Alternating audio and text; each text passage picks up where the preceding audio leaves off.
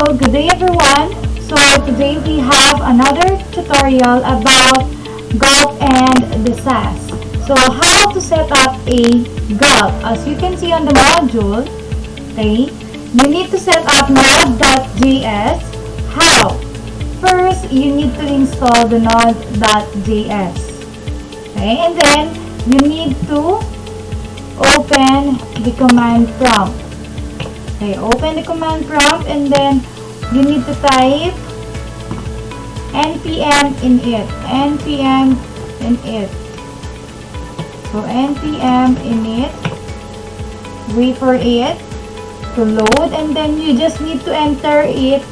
Enter and enter until it is done. Until it is went back to the personal computer on this part. User's personal computer. So, we will just enter it. So, enter. Okay. Is this okay? Yes. Then, click enter or type enter.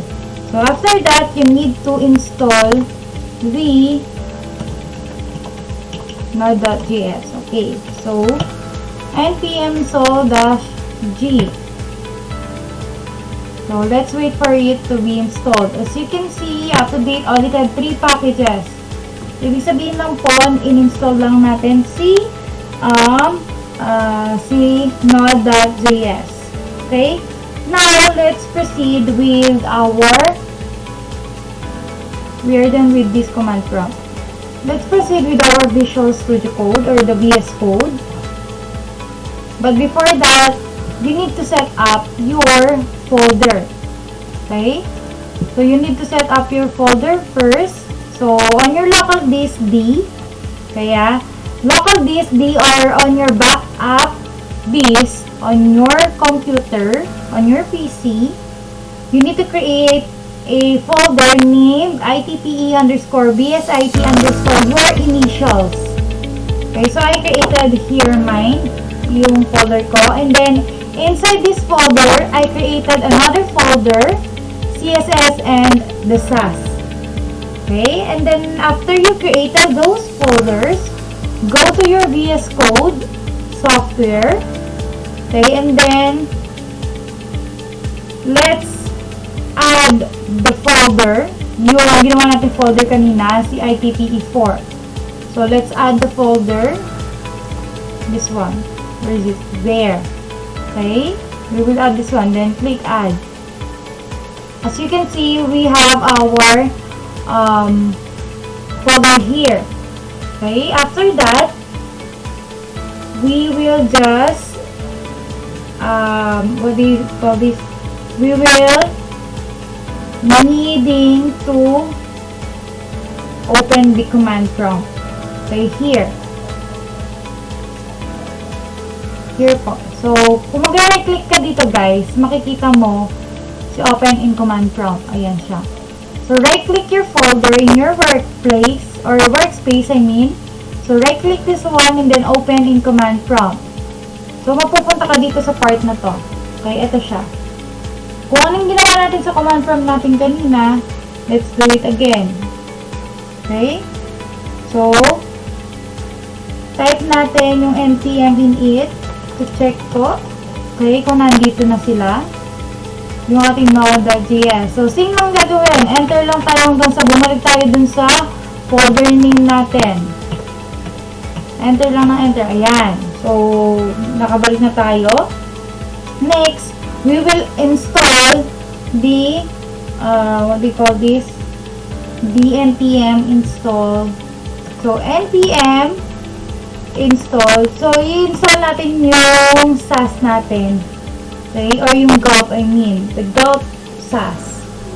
So, asan siya? Install Gulp --save-dev. Then, click enter. Okay, let's wait for it. So, here, you must need to have an internet connection po para ma-install mo si Gulp talaga. Okay, para ma-install mo siya, kailangan connected ka po sa internet connection. Okay? Ayan na siya. Done na tayo, ha? So, right-click natin si ITPE4. Ayan. And then, we will select a new file. So, we will create gulp file.js. So, JavaScript yan. Gulp file.js. Ayan. Create tayo. And then, after that, sa loob nito, ayan, itong page ni gulp.file.js, i-type natin tong mga to. So, user, script, then semicolon, variable. Okay, we will declare the gulp which has or which require the gulp. Okay, don't forget that. Next one, mag-declare tayo ng variable na Sass to declare our Sass. Okay, so equals require, ayan, gulp dash Sass, ayan siya. Then closing, ayan, and then semicolon. Then, we will have the task of the gulp. Okay? Yung task na po niya para mag-run siya later. So, ayan. Sass. Oops. Ayan. Sass. Yung function niya, guys, ha. Okay? Kumbaga, it's like, tinatawag natin yung, magiging function ni Sass. So, function, ayan. Then, don't forget your open and close parenthesis here. Then, curly bracket, or curly braces, I mean. Return gulp.src. Okay, yung source po ng ating gulp. Ayan. So, ang source natin is, ayan siya. Hanapin nyo lang yung source nyo nito. So, .scss. Okay, ayan siya. Next one, .pipe to identify yung ating, or para mag-sync yung ating Sass. Okay, which is yung gulp natin, para mag-sync siya yung task na ginawa natin dito. So, Sass.sync, then i-on natin siya. I-on lang natin siya. Okay, and then, kapag may error, may lilitaw, of course. Ano yung lilitaw kapag error? Or, may, kumbaga sasabihin niya kapag may error. So, ilalog niya. So, .log error. Ayan. Okay, and then, we will have another pipe for our gulp des. Ayan. So, yung anong atin, yung location ng CSS natin, guys. So, closing parenthesis. Asan ka partner na to? Closing parenthesis, ayan. And then, your semicolon. Okay. After that, you will have your, I saw this one. Okay, after that, you will have your gulp task. You will call your gulp task again. So, Sass, watch, ibig sabihin, we will watch, or your Sass will watch the, what do you call this?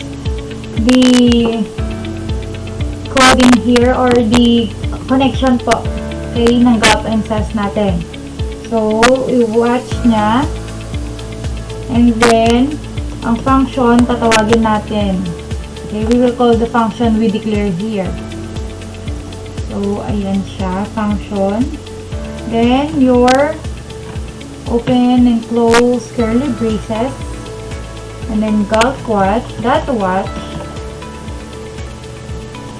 Yung ano niya, yung source niya po, nasaan? So, nasa Sass siya. Okay, and then that's SCSS Wait. Oops. So gulp.watch. I forgot my ending. Here, apostrophe.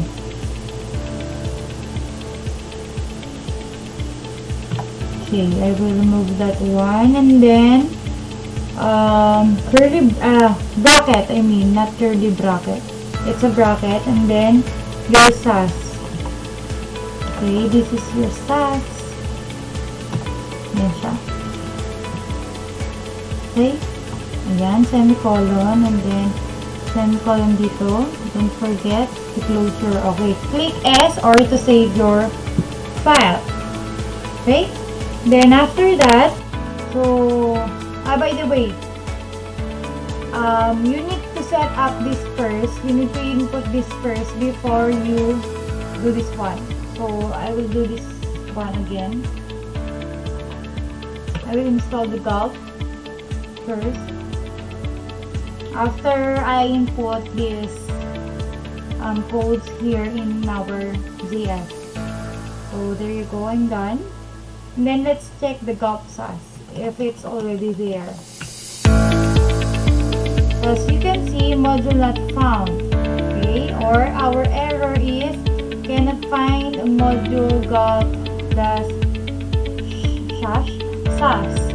Okay, so we need to have okay, so we have our error here. Let's have this require. So let's add. Okay, let's have this one require. Let's require our Gulp, or I mean your Sass. So here is our Sass. There you go.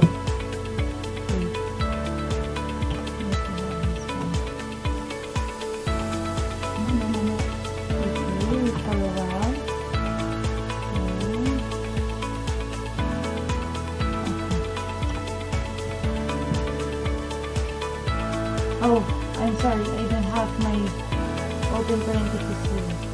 This one. Okay, then click save. By the way, if you have an error, guys, let's say for example this one, you can see the error here on the problem part. Okay? Then what problem, what line, you can see it here. So let's go back to the terminal. So I will put factory open parenthesis. So let's save it. Let's check if it's already working. So let's have the Gulp Sass. Let's see if it's working. No, module not found again. So let's see. Okay. Next, we are going to find where is our Gulp Sass. Okay. Our VS Code cannot find our Gulp Sass. So how can we do that?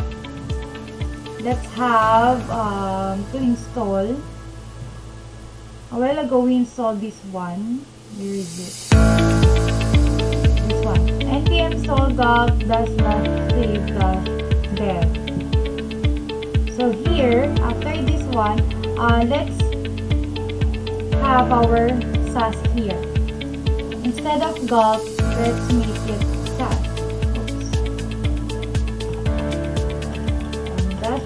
Save dev Sass. Let's install this one, our Sass.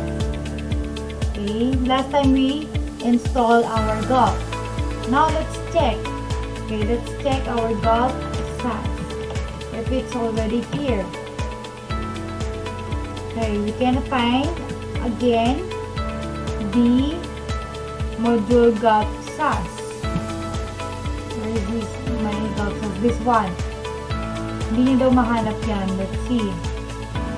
Kung wala siya dito sa Sass na to. I mean this module. Let's see ha. So we don't have the Gulp Sass here. Okay. So we need to require it. Okay, let's try this one. So npm sass install npm install dash g sass. Let's see.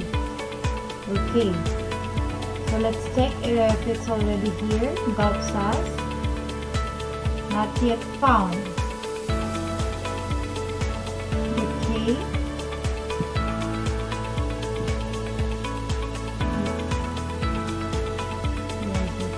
no gulp sass pa rin here. All this place. Okay, let's try to install this one. npm I dash g sass.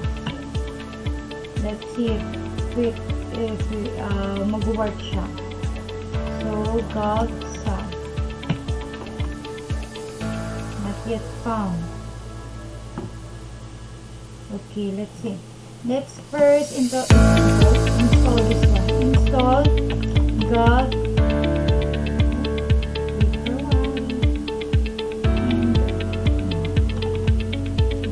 sass.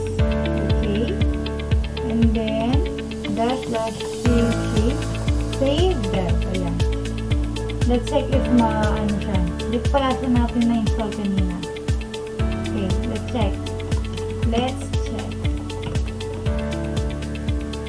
Okay, there you go. We already have our gulp sass. Let's find it here. Yes, nandito na siya. Hindi siya lumitaw dito. Hindi pa siya lumitaw, I mean. Pero okay na siya since nag-finish na po siya. Okay? After that, after we install the gulp sass, let's watch naman. Gamitin natin yung sa watch. Itong task na to. Ito. Okay? We will use this one na. So, how to do that? Let's type gulp sass colon watch. Okay, let's see. So we have an error here. Sabi niya expected a string. If we have an error, let's check our code. Sass function. Okay. Oh, okay. We don't have the app here. So app slash our sass. I will remove this one. Okay, that's it. And then let's make it this like this one. So gulp.sass okay, and then gulp.watch app. Okay, from the app para makuha niya. Okay, para makita niya. And then our sass that sass. Okay, and then we have our gulp here. That series. Okay, and then your sass. Okay, let's check it. Save and then let's watch again. Okay, sass. Gulp sass watch, and that's it. Okay, so we already installed the gulp and the sass here, the gulp and sass. So that's how you install gulp sass here. On our next demonstration, okay, you will create the CSS file in the gulp plus the sass. Okay, you can see the activity on your module 2.1. That's it for today. Good day, everyone. See you on my next demonstration.